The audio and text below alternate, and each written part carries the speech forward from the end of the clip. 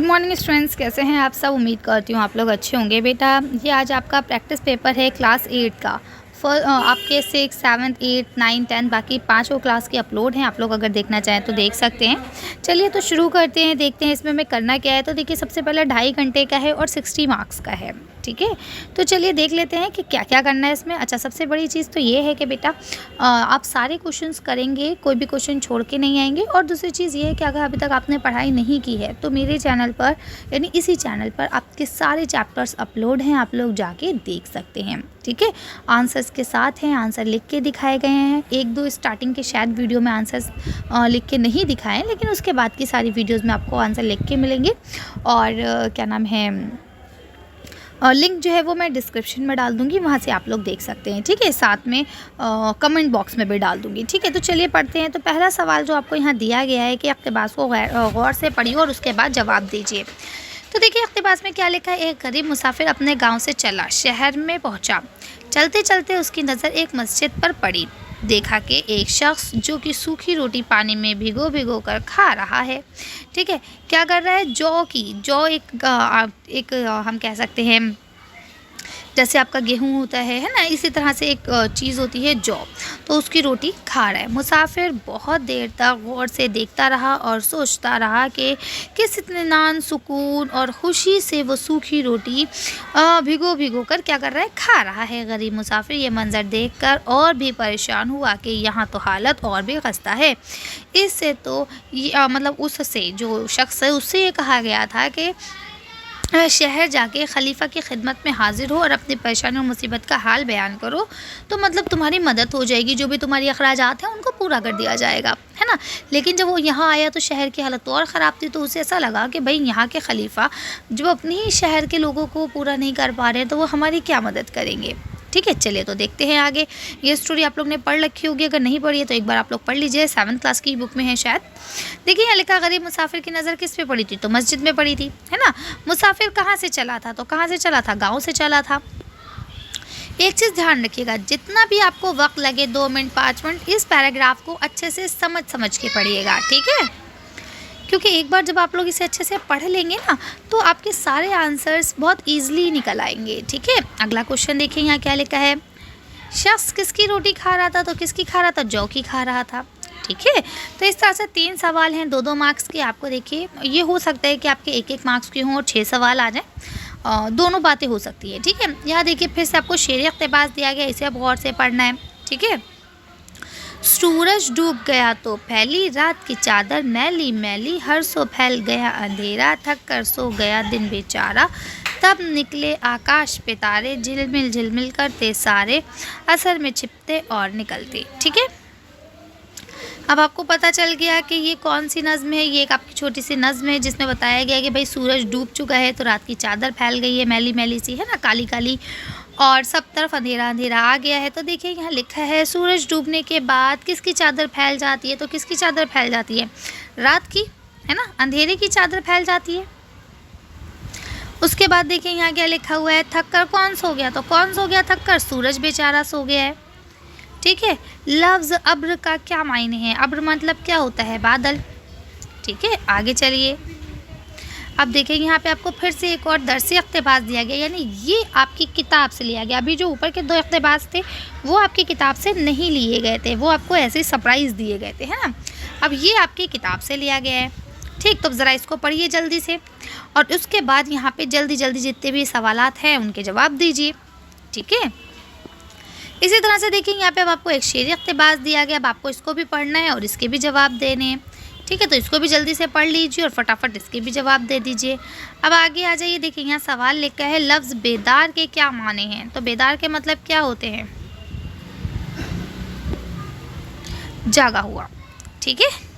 बेदार के क्या मायने हैं, जागा हुआ, ठीक है। अब ये आपकी किस नज़्म से लिया गया है तो ये आप लोग देख लीजिएगा एक बार।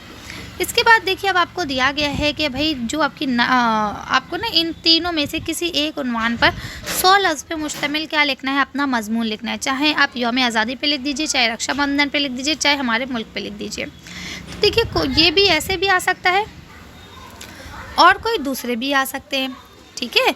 आगे चलिए, अब यहाँ लिखा है अपना प्रिंसिपल के नाम सेक्शन बदलवाने के लिए दरख्वास्त लिखिए। तो आपको पता है दरख्वास्त का पैटर्न एक ही होता है। अब चाहे यहाँ पे टॉपिक कुछ भी आए, अगर दरख्वास्त लिखनी है तो पैटर्न क्या रहेगा, सबसे पहले आपको लिखना है बखिदमत प्रिंसिपल साहब या साहिबा, फिर आपको अपने स्कूल का नाम है ना, स्कूल का एड्रेस लिखना है, उसके बाद यहाँ लिखना है मोहतरम हजरात है ना, उसके बाद क्या लिखना है बाखिदमत जनाब, उसके बाद आप क्या लिखेंगे, भाई मैं इस क्लास में पढ़ता हूँ, इस क्लास का तालिब इल्म हूँ है ना, और मुझे ना अपना जो भी यहाँ पे आपको टॉपिक दिया हो, सेक्शन चेंज करवाना है, फ़ीस माफ़ करवानी है, या जो भी आपका टॉपिक हो वो आप लिखेंगे। ठीक है। और उसके बाद जब आप पूरी कहानी लिख लेंगे जो भी आपको लिखनी है, उसके बाद लास्ट में आप क्या लिखेंगे, एन नवाजिश होगी आपकी फरमाबरदार शागिर्दा या शागिर्द है ना, उससे पहले लिख लीजिए भैया शुक्रिया, कि भाई आपने हमारी बात को सुना, शुक्रिया। ठीक है। अब बात कर लें अगर ख़त की, तो देखिए ख़त में क्या रहता है कि सबसे पहले आपको एड्रेस लिखना होता है जिसको आप भेज रहे हैं, उसके बाद अस्सलाम वालेकुम, उससे जो भी आपका रिश्ता है उसका नाम आप लिखेंगे, यहाँ पे भाईजान है, अब्बू जान है। ठीक है। यहाँ पे देखिए जैसे दोस्त है, दोस्त को ख़त लिखकर भाई की शादी में शिरकत के लिए दावतनामा देना है, तो यहाँ लिखेंगे प्यारे दोस्त है ना, उम्मीद करता हूँ कि तुम बखैर होगे, मैं भी यहाँ खैरियत से हूँ है ना, तुम्हारा ख़त मिला था, बहुत अच्छा लगा पढ़कर। या अब हम ये लिखेंगे मैं इस ख़त के ज़रिए तुम्हें ये बताना चाह रहा हूँ कि फ़ला फ़ला तारीख़ को मेरे भाई की बड़े भाई की शादी होना मुकर्रर हुआ है, तो तुम आओ, बहुत मज़ा करेंगे साथ में मिलकर है ना, मुझे अच्छा लगेगा, तुम आओ, तुम्हारी फैमिली आए, सब लोग आए है ना। तो इस तरह से आप लिख सकते हैं। और लास्ट में क्या लिखेंगे, तुम्हारा प्यारा दोस्त, अपना नाम लिख देंगे। ठीक है। तो इस तरह से आपको करना है। अब आगे आ जाइए, देखिए यहाँ लिखा हुआ है दी हुई हिदायत के मुताबिक आपको सवाल के जवाब देने, या लिखा नीचे दिए हुए लफ्ज़ों को क्या करना है, सिर्फ 4 के मुज़क्कर के मुअन्नस बनाने हैं। अब लड़का का क्या हो जाएगा, लड़की, आदमी का क्या हो जाएगा, औरत, शेर का शेरनी, शहज़ादा का शहज़ादी, मुर्गा का मुर्गी, अंधा का अंधी। ठीक है। तो इसका क्या मतलब हो जाएगा, ये लड़के थे, आपने सबकी लड़कियां बना दी। ठीक है। अभी वैसे इसके नीचे ना आंसर शीट भी है, आप वहाँ से भी देख सकते हैं, लेकिन किसी 4 का करना था इसमें। यहाँ पे भी देखिए सिर्फ 4 का ही लिखना है, बच्चा, लड़का, चूड़ी, गाड़ी, तितली और गाड़ियाँ, इनकी क्या करना है, जमा बनाना है। ठीक है। अभी आंसर शीट में आपको दिखा दूँगी, वहाँ से आप लोग देख के लिख लीजिएगा। लेकिन नीचे दिए गए मुहावरों के क्या करना है, माने लिखने हैं। उसके बाद देखिए यहाँ लिखा हुआ है कि किन्हीं दो के मुतरादिफ लिखे। मुतरादिफ क्या क्या क्या होते हैं, सिनोनियम्स है ना, जो उसी के जैसे हों। ठीक है। तो किसी 2 के लिखने। इसके बाद अब आ जाइए सवाल जवाब पे। तो यहाँ देखिए लिखा है कि ये 5 सवाल में से किन्हीं 3 सवालों के जवाब देने। लोकगीत किसे कहते हैं, सुबह लक्ष्मी ने कौन सी नई रवायत कायम की, लाल मिर्च की पैदावार किस तरह होती है, सुबह लक्ष्मी का जन्म कब हुआ। ठीक है। दिल्ली वाले मिर्चों का इस्तेमाल किस तरह करते हैं। तो ये सारे सवाल के जवाब अभी आपको इसमें नीचे ही मिल जाएंगे, तो आप लोग वहाँ से देख के कर लीजिएगा जल्दी जल्दी। वैसे उम्मीद करती हूँ आप लोग ने इसे पढ़ लिया होगा। अगर नहीं पढ़ा है, क्योंकि ज़रूरी नहीं है यही क्वेश्चंस आपके पूछे जाएं है ना, तो आप लोग इन सारे चैप्टर्स को एक बार फिर से देखिए, स्टोरी समझिए चैप्टर की, लिंक मैं डिस्क्रिप्शन में डाल रही हूँ, वहाँ से आप लोग ले लीजिएगा। सवाल नंबर 9 में भी कहा गया है कि किन्हीं 3 सवाल के ही जवाब देने हैं। दुनिया की जीनत किसके दम से है, शायर ने जुगनू को क्या कहा है, मीरा क्यों कहा है। ठीक है। नज़्म में औरतों का दर्जा, जो नज़्म है औरतों का दर्जा, उसके शायर का क्या नाम है, बाग में कौन जाग रहा है। ठीक है। इसके बाद देखिए यहाँ लिखा हुआ है कि क्या करना है आपको, नीचे लिखे लफ्ज़ों के जोड़े मिलाने हैं। ठीक है। बाग का क्या होता है, बाग का बगीचा होता है। सुबह का क्या होता है। ठीक है। तो वैसे ही देखिए ताल का तालियां हो जाएगा। चलिए तो हम लोग एक बार इसको आंसर शीट पे देखते हैं। ये देखिए यहाँ आपको आंसर शीट है, तो पहले के यहाँ सारे जवाब आपको दिए गए, मस्जिद, गांव और जुगनू। दूसरे में अगर बात करें तो देखिए रात, दिन और बादल। ठीक है। तीसरे में बात करें अगर आपको, तो देखिए यहाँ लिखा हुआ है फूल, वो सुबह कभी तो आएगी। ठीक है। 80। अब इसी के बाद आगे आ जाइए, बरसात, जागा हुआ और जुगनू। ठीक है। ये सारे सवालों के आपको जवाब मिल रहे हैं। अच्छा, अब मजमून और ख़त के आपको कोई जवाब नहीं मिलते हैं, वहाँ आपको पैटर्न बता दिया जाता है कि किस तरह से आपको करना है। अब देखिए बाकी सबके भी, लड़का का लड़की, आदमी का औरत है ना, शेर का शेरनी, तो यहाँ देखिए अंधा का अंधी, ये सारे आपको जवाब बने बनाए मिल गए, जो मैंने भी आपसे कहे थे। ठीक है। 9 2 11 होना यानी भाग जाना। ठीक है। और लोहा मनवाना मतलब अपनी जो ताकत है उसको क्या करवा लेना, बड़ाई को मनवा लेना। अब जो आपके सवाल नामे थे वो यहाँ आपको देखिए मिल गए, उनके सारे जवाब आपको मिल गए हैं।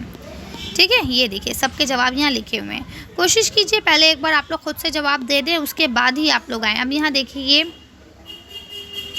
यहाँ देखिए यहाँ पे आपको ये मिल गया है मिलाने के लिए, तो आप लोग इसे क्या कर सकते हैं, इसकी मैचिंग कर सकते हैं। ठीक है, चलिए तो आज की वीडियो को अब हम यहीं ख़त्म करते हैं। आज की वीडियो में बस इतना ही। अगर आपको वीडियो पसंद आई हो तो इसे लाइक और शेयर कीजिए। अगर अभी तक आपने हमारे चैनल को सब्सक्राइब नहीं किया तो प्लीज़ हमारे चैनल को सब्सक्राइब करें। Thank you for watching.